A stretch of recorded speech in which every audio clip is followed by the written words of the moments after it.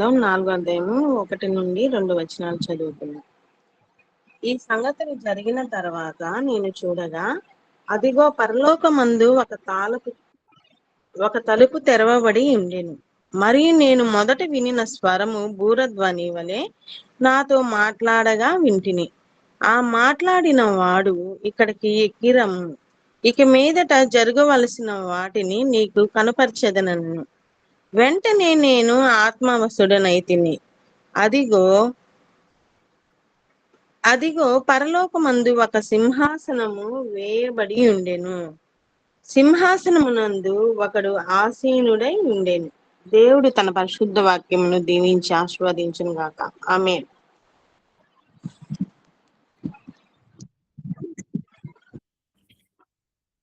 ప్రభువైన యేసుక్రీస్తు నామములో కూడి వచ్చిన యేసీవై కుటుంబ సభ్యులందరికీ ఉదయకాలపు శుభాలు, వందనాలు తెలియజేస్తున్నాను.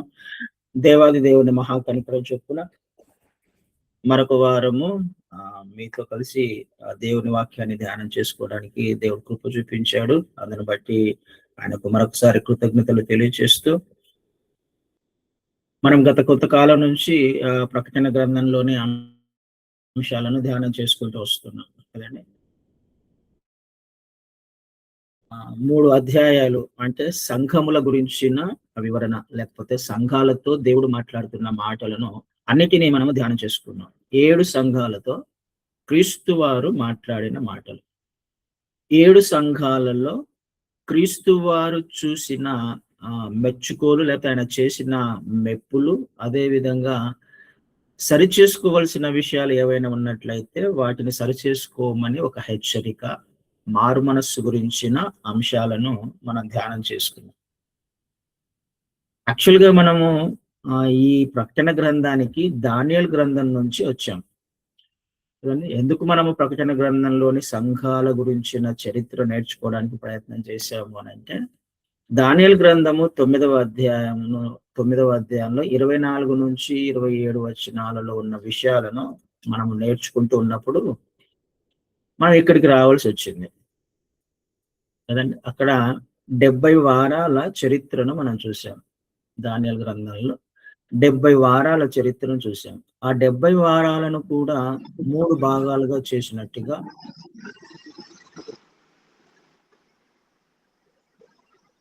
రవికుమార్ గారు మీట్లో కూడా ఆ 70 వారాలను కూడా 3 భాగాలుగా చేసినట్టుగా మనం చూసాం. అవన్నీ 7 వారాలు, 62 వారాలు, 1 వారం. అంటే ఈ 67 వారాలు ప్లస్ 62 వారాలు కలిపితే 69 వారాలలో క్రీస్తు వారు రావడము, ఆయన మరణించేంత వరకు, అంటే మళ్ళీ మొత్తం చెప్పడానికి సమయం లేదు కాబట్టి జస్ట్ క్లుప్తంగా చెప్తున్నాం.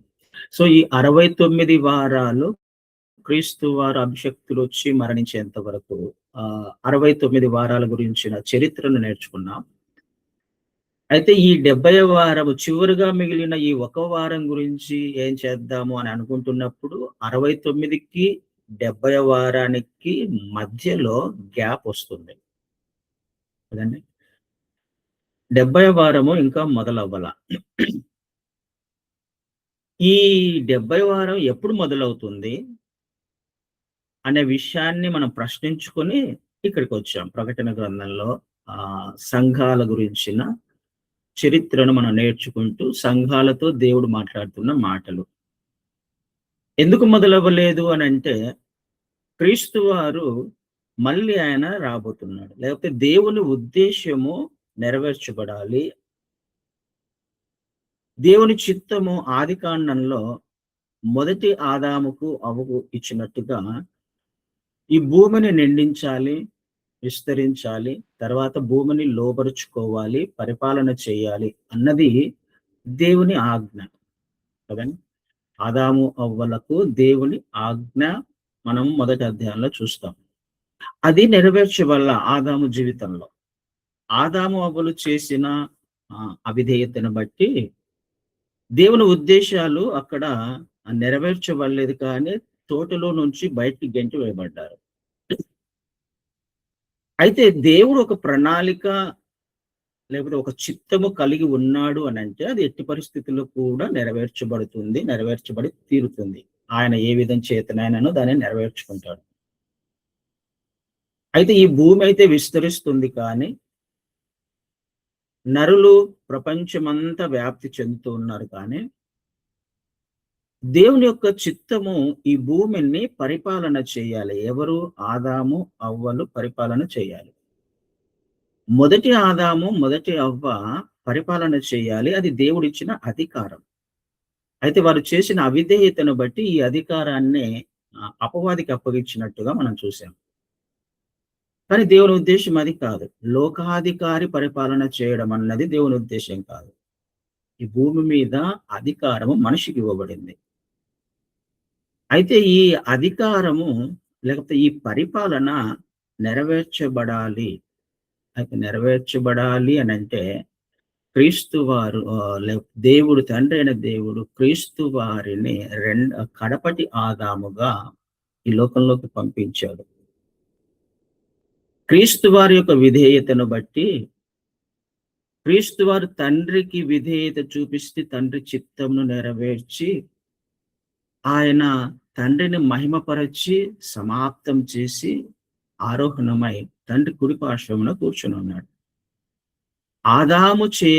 మొదటి ఆదాము చేయలేని పనే కడపటి ఆదాముగా ప్రభువైన క్రీస్తు వారు వచ్చి విధేయతను చూపించి తండ్రి చిత్తమంతటిని నెరవేర్చి ఆయన ఆరోహణమయ్యాడు.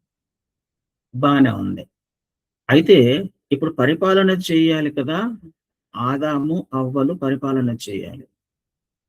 అయితే ఆదాము కడపటి ఆదాముగా తన దేవుడు క్రీస్తు వారి సమస్తాన్ని నెరవేర్చారు.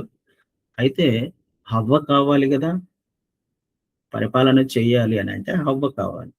ఎవరు? క్రీస్తు వారికి హవ్వ సంఘము కదండి. సంఘము సిద్ధపల్ల, సంఘము లేదు. క్రీస్తు వారు ఆరోహణమైన తర్వాత సంఘము కావాలి.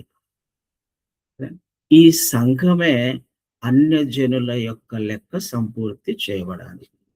దేవుని కనికరం చొప్పున ఏర్పాటు చేయబడిన ఇజ్రాయేలీలు అవిధేయత చూపించడం వలన ఆయన మహాకనికరం చొప్పున ఈ అవకాశము మనకు వచ్చింది.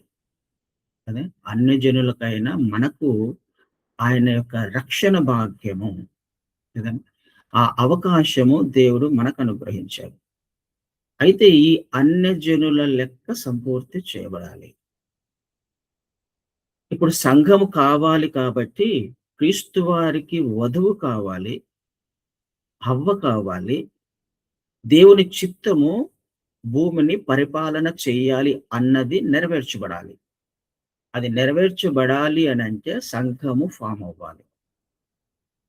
సంఘము యొక్క చరిత్రనే ఈ 69, 70 వారాల మధ్యలో జరిగిన సందర్భాలు. 70వ వారం మొదలవ్వలేదు. అయితే 69కి 70కి మధ్యలో ఏదైతే ఈ 2000 సంవత్సరాల చరిత్ర ఉందో దానినే మనం సంఘ చరిత్రగా అని అనుకుంటూ సంఘాల గురించి నేర్చుకుంటూ వచ్చాం. ఇక్కడ ప్రకటన గ్రంథము 2-3 అధ్యాయాలలో సంఘాన్ని నేర్చుకుంటూ సంఘాలు ఏ సంఘమైనా, ప్రపంచంలో ఉన్న ఏ సంఘమైనా ఈ 7 సంఘాలలో ఖచ్చితంగా ఒక లక్షణాన్ని కలిగి ఉంటాయి అని ఆ సంఘాల చరిత్ర, అదేవిధంగా సంఘంలో ఉన్న పరిస్థితుల గురించి ఆయన చెప్పిన చివరి అధ్యాయంలో లేకపోతే చివరి పుస్తకంలోని హెచ్చరికలను మనం నేర్చుకుంటూ వచ్చాం. ఇది జరిగిన సందర్భం. మనం గతంలో అక్కడి నుంచి ఇక్కడికి వచ్చాం కదండి. అయితే ఇక్కడ రాయబడిన మాట, ఈ సంగతులు జరిగిన తరువాత నేను చూడగా, 4వ అధ్యాయం 1వ వచనంలో ఈ సంగతులు జరిగిన తరువాత, ఏ సంగతులు జరిగిన తరువాత? సంఘముల గురించిన విషయాలన్నీ జరిగిన తర్వాత పరలోకమందు ఒక తలుపు తెరవబడి ఉండను. యాక్చువల్‌గా మీకు కొన్ని విషయాలు చెప్పాలి. ప్రకటన గ్రంథము ఒక్కొక్కసారి త్వరగా మనకు అర్థం కాదు. అర్థం కాదు, కానీ కొన్ని వివరణలు తెలుసుకుంటూ ఉన్నప్పుడు కన్ఫ్యూజన్ కూడా ఉంటుంది. అంత మాత్రం చేత మనకు అర్థం కానంత మాత్రాన దేవుడు మనల్ని పరలోకం తీసుకెళ్ళడేమో, ఆ జ్ఞానము లేకపోతే దేవుడు మనల్ని పరలోకం తీసుకెళ్ళడేమో అనే విషయంలో ఎట్టి పరిస్థితుల్లో మనము భయపడాల్సిన అవసరం లేదు. జ్ఞానము మనల్ని పరలోకానికి తీసుకెళ్ళదు, పరిశుద్ధత మాత్రమే. ఈ విషయాన్ని జ్ఞాపకం పెట్టుకున్నాం. ఎందుకు అనంటే ఒక్కొక్కరు ఒక్కొక్క రకంగా చాలా చాలా డాక్ట్రిన్స్ ప్రకటన గ్రంథాన్ని ఒక్కొక్కరు ఒక్కొక్క రకంగా అర్థమవడం వలన ఒక్కొక్కరు ఒక్కొక్క రకంగా చెప్పే పరిస్థితులు ఉన్నాయి. ఏది నమ్మాలి అనే విషయాన్ని ఆలోచన చేస్తే, ఏది నమ్మినా ఏది నమ్మకపోయినా దేవుడు నీ హృదయములో ఆత్మను ఉంచినప్పుడు నీ ఆత్మీయ జీవితము పరిశుద్ధంగా జీవిస్తుందా లేదా అన్నది మాత్రమే మొదటి ప్రాధాన్యత ఇచ్చి మన ఆత్మీయ జీవితాన్ని పరిశుద్ధత వైపుగా జీవిస్తూ వెళ్తున్నప్పుడు మాత్రమే ఆయన నిన్ను నన్ను తీసుకుని వెళ్తాడు. నీకు ప్రకటన గ్రంథంలో ఈ విషయం తెలియదు కాబట్టి నిన్ను తీసుకెళ్ళను అనడు. ముందుగా కొన్ని విషయాలు చెప్పడానికి ప్రయత్నం సరే, ఇది చెప్తున్నప్పుడు చెప్తాను మళ్ళీ. అయితే ఒక తలుపు తెరవబడింది కదా అక్కడ పరలోకంలో. అదిగో పరలోకమందు ఒక తలుపు తెరవబడి ఉండెను. మరియు నేను మొదట వినిన స్వరము భూరధ్వని వలె నాతో మాట్లాడగా వింటిని. ఒక తలుపు తెరవబడి ఈ సంగతులన్నీ జరిగిన తర్వాత, అంటే సంఘ చరిత్ర, సంఘానికి సంబంధించిన విషయాలన్నీ జరిగిన తర్వాత నెక్స్ట్ ఏం జరుగుతుంది? ఇందాక మనం ఏం చూసుకున్నాం? 69కి 70కి మధ్యలో సంఘ చరిత్ర అన్నాం. అంటే సంఘాల గురించిన వివరణ అయిపోయిన తర్వాత జరుగుతున్న సంఘాలు ఏంటివి? జరగబోయేవి అనే మాట చూస్తాం కదా అక్కడ. ఇక మీదట ఆ మాటలాడిన వాడు ఇక్కడికి ఎక్కి రమ్ము, ఇక్కడికి ఎక్కి రమ్ము, ఇక మీదట జరగవలసిన వాటిని నీకు కనపరచదని. ఇక మీదట జరగవలసిన వాటిని కనపరచదని అంటే జరగబోయేది నీకు చూపిస్తాను అని అంటున్నాను. ఇప్పటి వరకు జరిగినది అయిపోయింది, 69 వారాలు అయిపోయింది. ఇంకా జరగాల్సిందేది 70వ వారం జరగాలి కదా. సంఘాల గురించి కూడా అవన్నీ జరిగిపోయాయి. ఇక 70వ వారం జరగాల్సిన అది నెరవేర్చబడాలి. అంటే చాలా మంది ఏమనుకుంటారు అని అంటే, చాలా మంది చెప్పే విషయాలు ఏంటంటే, ఇప్పుడు 70వ వారం మొదలవుతుంది అని అనుకున్నప్పుడు సంఘము ఎత్తబడుతుంది. ఇక్కడ క్రీస్తు వారు కూడా మాట్లాడుతున్న మాట, నువ్వు పైకి ఎక్కి రమ్ము అంటున్నాడు. ఈ సంగతులన్నీ జరిగిన తర్వాత ఇక్కడికి ఎక్కి రమ్ము అని అంటున్నాడు. అంటే నువ్వు ఇక్కడికి వచ్చేసే సంఘ చరిత్ర అయిపోయిన తర్వాత సంఘం అక్కడ ఉండాల్సిన అవసరంలా, నువ్వు పైకి వచ్చేసే. అంటే క్రీస్తు వారు ఈ 69 కంప్లీట్ అయిపోయి సంఘ చరిత్ర అయిపోయిన తర్వాత ఎవరైతే విశ్వసిస్తారో వాళ్ళందరినీ ఇంకా పైకి రమ్మంటున్నాడు. అంటే సంఘం ఇక్కడ ఎత్తబడుతుంది అని చాలా మంది చెప్తారు. ఒక డాక్టర్ ఏంది అంటే, ఏ 70వ వారము మొదలవ్వడానికంటే ముందుగానే సంఘం ఎత్తబడుతుంది అన్నది ఒక డాక్టరేట్. అందుకనే ఇప్పుడు మీకు 3 రకాల డాక్టరేట్స్ యాక్చువల్ అంటే 3 పద్ధతులను సహజంగా మనకు క్రైస్తవ సమాజంలో వినిపిస్తూ ఉంటాయి. సంఘము ట్రిబులేషన్ గుండా వెళ్ళదు, అంటే శ్రమల గుండా వెళ్ళదు. సంఘము ఎత్తబడిన తర్వాతనే శ్రమలు మొదలవుతాయి. దీనిని ప్రీ ట్రిబులేషన్ అంటున్నాం. అంటే సంఘం ఎత్తబడుతుంది, ఎత్తబడిన తర్వాత శ్రమల కాలం 7 సంవత్సరాలు. అంటే ఒక వారం అంటే 7 సంవత్సరాలు అనుకున్నాం కదా. ఆ 7 సంవత్సరాలు సంఘం ఎత్తబడిన తర్వాత మొదలవుతుంది అని ఒక డాక్టర్. దానికి లేఖనాలను చూపిస్తారు, లేఖనాల కన్ఫర్మేషన్ కూడా ఉంది. దాని ప్రకారమే వాళ్ళు వాదిస్తారు, అది కూడా నిజమే అన్నట్టుగా మనకు అర్థమవుతుంది. రెండవదిగా మిడ్ ట్రిబులేషన్ అనేది ఒకటి ఉంది. అంటే శ్రమల కాలము మధ్యలో, అంటే శ్రమల కాలం 7 సంవత్సరాలు అనుకున్నాం కదా. 7 సంవత్సరాల మధ్యలో అంటే 3.5 సంవత్సరాలు అయిపోయిన తర్వాత సంఘం ఎత్తబడుతుంది. దానికి రెఫరెన్సెస్ ఉన్నాయి, రెఫరెన్సెస్ చూపిస్తారు. ఇంకొకరు ఏమని బోధిస్తారు? శ్రమల కాలం అయిపోయిన తర్వాత సంఘం ఖచ్చితంగా 7 సంవత్సరాల శ్రమల కాలంలో వెళ్లాల్సిందే, మహాశ్రమల కాలం అంటున్నాం దాన్ని, వెళ్లాల్సిందే. శ్రమల కాలం అయిపోయిన తర్వాత సంఘం ఎత్తబడుతుంది అని ఇంకా కొంతమంది బోధించేవాళ్ళని. సో ఈ మూడిట్లో ఏది నమ్మాలి మరి? ఏది అర్థం చేసుకోవాలి నేను? ఏది అర్థం చేసుకోవాలంటే నేను మీకు ఒక ప్రశ్న. ఈ మూడు డాక్ట్రిన్స్ ఉన్నాయంటున్నా. ఇప్పుడు క్రీస్తు వారు వచ్చినప్పుడు ప్రీ ట్రిబులేషన్ ని నమ్మిన వాళ్ళు ఎత్తబడతారా? మిడ్ ట్రిబులేషన్ ని నమ్మిన వాళ్ళు ఎత్తబడతారా? పోస్ట్ ట్రిబులేషన్ ని నమ్మిన వాళ్ళు ఎత్తబడతారా? కాదు కదండి. దేనిని నమ్మిన వాళ్ళు ఎత్తబడతారు కాదు. ఎవరైతే పరిశుద్ధంగా జీవిస్తున్నారో వాళ్ళు మాత్రమే ఎత్తబడతారు. నువ్వు దీనిని నమ్మావు కాబట్టి, నువ్వు దీనిని విశ్వసిస్తున్నావు కాబట్టి నేను నిన్ను తీసుకువెళ్ళను అనడు. అందుకనే చెప్తున్నా, జ్ఞానము మన ఆత్మీయ జీవితాన్ని ముందుకు తీసుకువెళ్ళేదిగా ఉండాలి కానీ కన్ఫ్యూజన్ లో పడేసేదిగా ఉండకూడదు. ఆత్మ మాత్రమే జీవింపచేస్తుంది, అక్షరము చంపుతుంది. మన ఆత్మీయ జీవితం ఎలా ఉంది అన్నది మాత్రమే ప్రాముఖ్యం.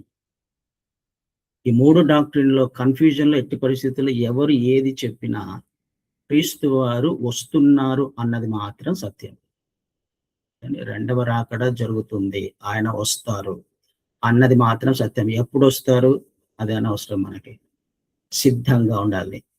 ఎప్పుడైనా రావచ్చు, సిద్ధంగా ఉండాలి. మిడ్ ట్రిబులేషన్ లో వస్తాడా, సమయం ఉందా చూసుకోవచ్చులే, లేకపోతే ప్రీ ట్రిబులేషన్, ఇవన్నీ అవసరం లేదు మనకి. అయితే తెలుసుకోవాల్సిన అవసరం అయితే ఖచ్చితంగా ఉంది.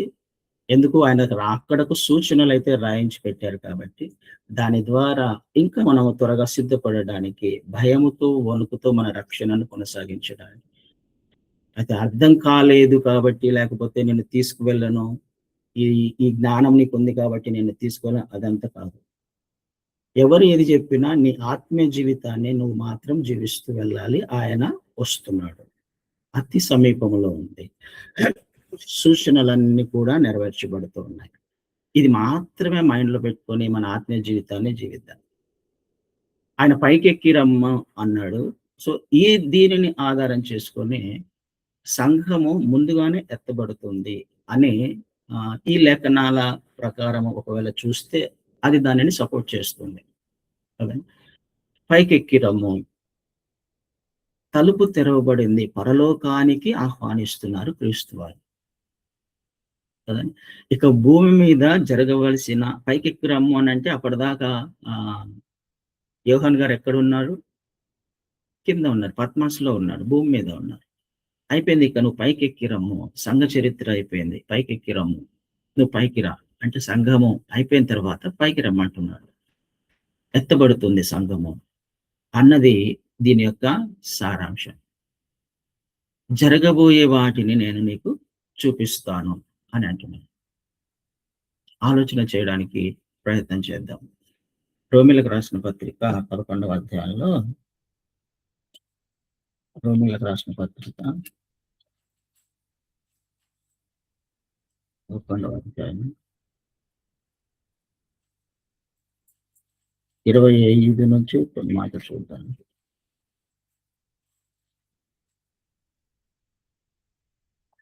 సహోదరులారా, మీ దృష్టికి మీరే బుద్ధిమంతులమని అనుకునకుండానట్లు ఈ మర్మము మీరు తెలుసుకొని కోరుచున్నాను. అదేమనగా అన్యజనుల ప్రవేశము సంపూర్ణమగు వరకు ఇజ్రాయేలుకు కఠిన మనస్సు కొంత మట్టుకు కలిగెను. ఇజ్రాయేలుకు కఠిన మనస్సు కొంత మట్టుకు కలిగాను. వారు ప్రవేశించినప్పుడు, ఎవరు ప్రవేశించినప్పుడు? అన్యజనులు ప్రవేశించినప్పుడు విమోచకుడు సియోనులో నుండి వచ్చి యాకోబులో నుండి భక్తిహీనతను తొలగించును. నేను వారి పాపములను పరిహరించినప్పుడు నా వలన వారికి కలుగు నిబంధన ఇది అని వ్రాయబడినట్టు ఇజ్రాయేలు జనులందరూ రక్షింపబడదురు. ఇజ్రాయేలు జనులందరూ రక్షింపబడదురు.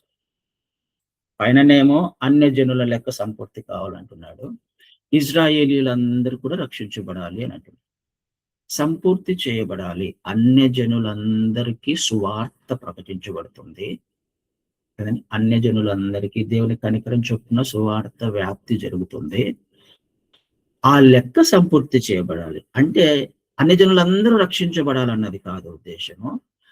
అన్య జనులకు సువార్త ప్రకటించబడిన తర్వాత వాళ్ళ వాళ్ళు తీసుకున్న నిర్ణయాన్ని బట్టి రక్షించబడము, రక్షించబడకపోవడము వాళ్ళ చేతిలో ఉంది. క్రీస్తు వారిని అంగీకరించడము, అంగీకరించకపోవడము వాళ్ళ ఇష్టం. కదండి, మనమైనా చేస్తున్నాం. ఏం చేస్తున్నాం? స్వార్థను ప్రకటిస్తున్నాం. అంగీకరించడము, అంగీకరించకపోవడం వాళ్ళకి సంబంధించింది. కదండి, జరుగుతుంది అదే. అన్యజనుల లెక్క సంపూర్తి చేయడం అంటే ఎవరైతే అంగీకరిస్తారో దేవుని ఉద్దేశంలో, దేవుని చిత్త ప్రకారము వాళ్ళందరూ కూడా సంపూర్తి చేయబడాలి. చివరి వ్యక్తికి సువార్త ప్రకటించబడిన తర్వాత, అది మత్తయి సువార్తలో మనం చూస్తాం 24వ అధ్యాయంలో, మత్తయి సువార్త 24లో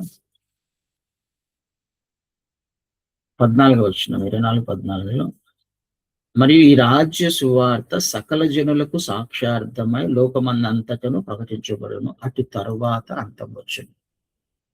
సకల జనులకు ఈ సువార్త ప్రకటించబడుతుంది, అటు తరువాత అంతం వస్తుంది. అంటే సాక్షార్థమై ప్రకటించబడిన ఈ సువార్తను ఎంతమంది అయితే అంగీకరిస్తారో, ఈ అన్య జనుల లెక్క సంపూర్తి చేయబడుతుందో, సువార్త చెప్పకుండా నాకు తెలియదు క్రీస్తు వారు ఎవరో అని ఏ వ్యక్తి కూడా అనడానికి అవకాశం లేదు. అంటే ఆ విధంగా సువార్త ప్రకటించబడుతుంది, వాళ్ళకైతే సువార్త అందించబడుతుంది. అప్పుడు సువార్త ప్రకటించబడిన తర్వాత, అంగీకరించిన వారందరి లెక్క సంపూర్తి చేయబడిన తర్వాత, చివరి వ్యక్తికి సువార్త వెళ్ళిన తర్వాత అంతం వస్తుంది. అంటే ఈ సంఘం ఎత్తబడుతుంది అన్నాడు. సంఘం ఎత్తబడిన తర్వాత ఇజ్రాయేలీలు కూడా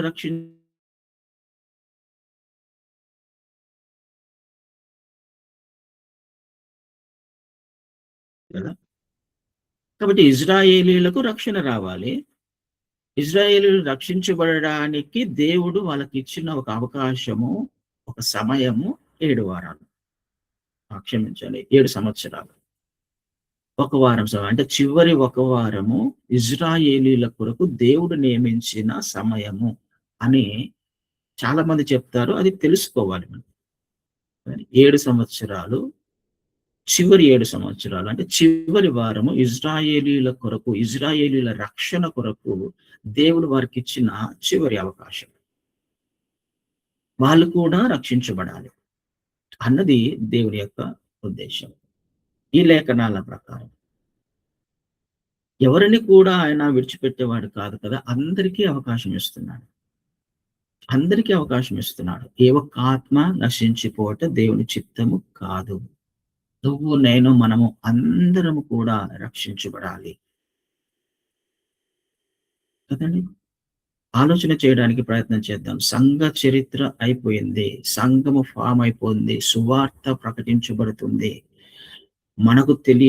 మనకు తెలిసిన సువార్త కాదు, చాలా చాలా ఫాస్ట్ గా వెళ్తుంది. మనకంటే రోషముగా చేసే వాళ్ళు చాలా మంది ఉన్నారు. మారుమూల ప్రాంతాల్లో ప్రాణాలకు తెగించి సువార్తను తీసుకువెళ్తున్న సేవకులు అనేక మంది ఉన్నారు. చాలా ఇప్పుడు వచ్చిన టెక్నాలజీని ఆధారం చేసుకొని ఇంకా ఎక్కువగా సువార్త ఫాస్ట్ గా జరుగుతుంది. మనము చుట్టుపక్కల పల్లెటూళ్ళలో, గ్రామాల్లో చూస్తున్న సువార్త కాదు. దేవుడు లేపిన వాళ్ళు అనేక మంది ఉన్నారు, అనేక మంది సేవకులు ఉన్నారు. అర్థమేమవుతుంది? ఎప్పుడైతే చివరిగా ఆ వ్యక్తికి సువార్త ప్రకటించబడుతుందో, ఫినిష్. ఎప్పుడు ప్రకటించబడుతుందో, ఎప్పుడు ఆ సువార్త ఆ వ్యక్తికి రీచ్ అవుతుందో మనకు తెలియదు. అందుకని ఏం చేయాలి? ఎప్పుడు సిద్ధంగా ఉండాలి నేను. ఎప్పుడు ఏం జరుగుతుందో నాకు తెలియదు. సూచనలు అయితే అన్ని జరుగుతున్నాయి. క్రీస్తు వారి రాకడకు అన్ని సిద్ధంగా ఉన్నాయి కదండి. ఆలోచన చేయడానికి ప్రయత్నం చేద్దాం. అందుకనే ఆ జ్ఞానం మీద, ఆ డాక్ట్రిన్ అని, ఈ డాక్ట్రిన్ అని వాటి మీద కాన్సన్ట్రేషన్, ఫోకస్ చేయమాకండి.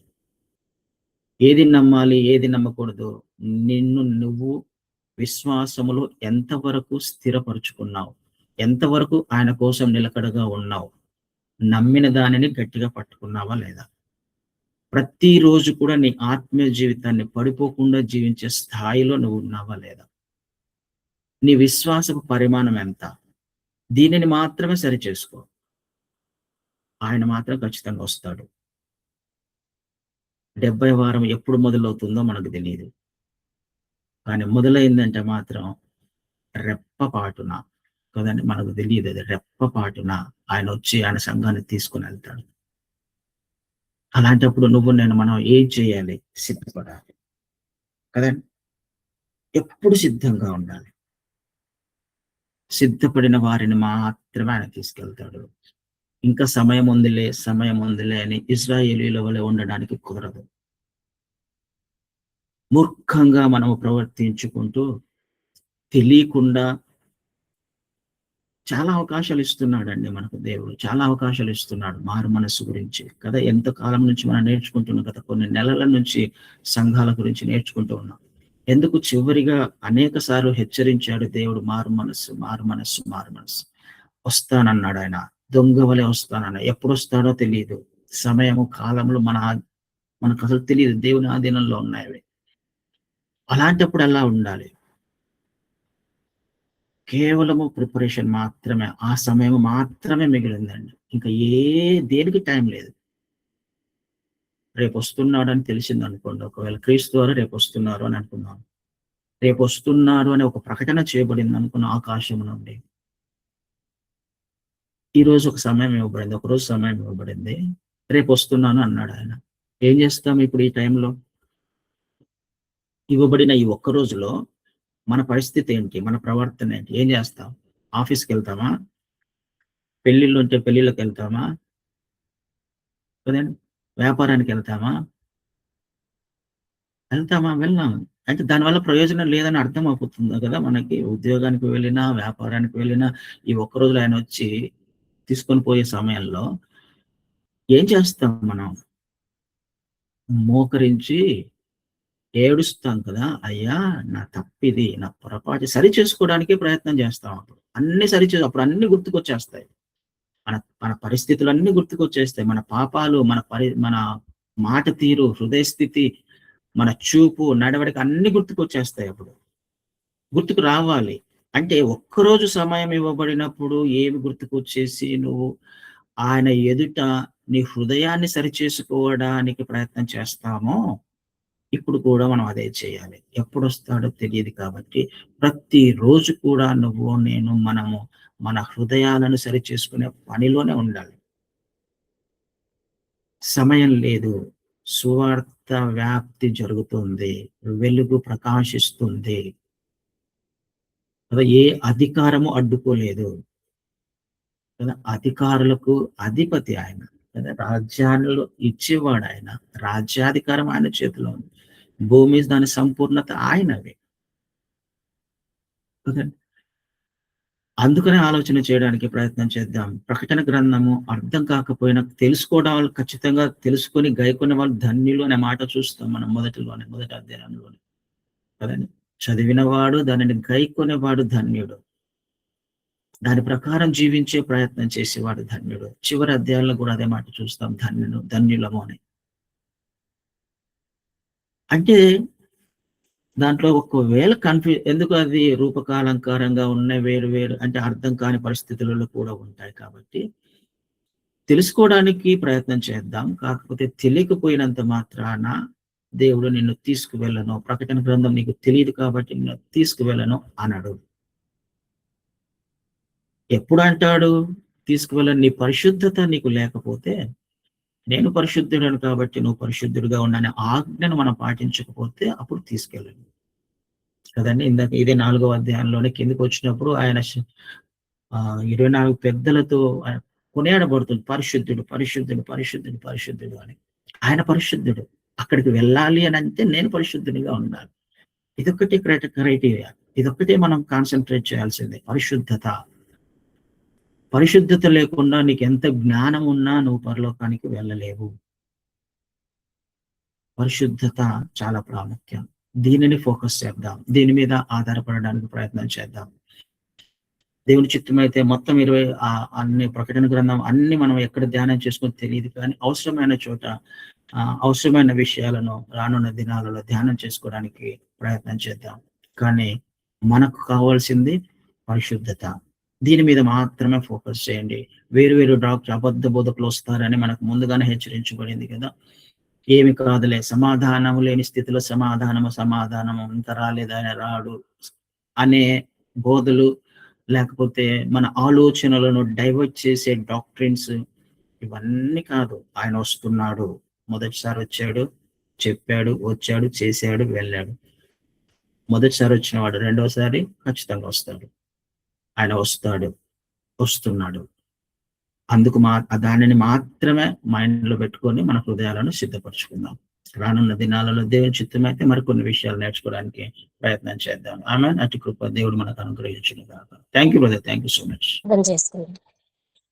పరిశుద్ధుడా, ప్రేమ నమ్మకం కలిగిన పరలోకమందున్న మా గొప్ప తండ్రి, ఘనమైన ఉన్నతమైన అతి శ్రేష్టమైన నామానికి కోట్లాది కొలది కృతజ్ఞతాస్తుతులు చెల్లించుకుంటున్నాం మా దేవ. ఇదిగో తండ్రి, రాత్రంతట్లో మమ్మల్ని ఎంతగా కాచి కాపాడి మా మరణ పడకల్లో నుంచి మమ్మల్ని సజీవులుగా లేపి తండ్రి, ఈ సివై టీంలో నాయన, ఈ ప్రేయర్ టీంలో మమ్మల్ని పాల్పంపులు పొందుకున్నట్టుకు మాకు ఇచ్చిన గొప్ప సమయాన్ని, ఈ దినాన్ని బట్టి మీకే స్తుతులు స్తోత్రాలు చెల్లించుకుంటున్నాం ప్రభా. అవును తండ్రి, మేము నాయన మీ యందు నమ్మకం విశ్వాసం కలిగి భయభక్తులు కలిగి తండ్రి మీకు లోబడి మిమ్మల్ని ఆనుకొని జీవించే కృపను మాకు దయచేయి తండ్రి. అవును ప్రభా, మీరు అక్కడికి సిద్ధపడి ఉండే కృపలో నా తండ్రి మేమంతా సిద్ధపాటు కలిగి ఉండే కృపను దయచేయి తండ్రి. ఇదిగో ప్రభా, ఈ సమయాన్ని ఈ దినాన్ని పగొట్టుకుని నా తండ్రి ఎంతో మంది నశించి ఉండగా ఇంత గొప్ప భాగ్యాన్ని మాకు ఇచ్చిన దేవా, మీకే కృతజ్ఞత